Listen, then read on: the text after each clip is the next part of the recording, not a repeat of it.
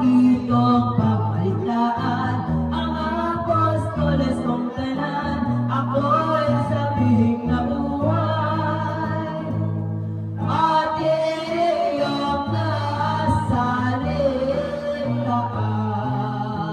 na wala kapag-arakan, si Jesus ay nakita.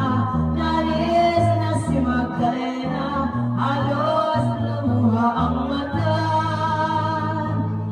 Nanggung at naligaya nang dumating sa bayan naman ita kapagkuhan sa apostoles ng kanan at mga babaeng ilan.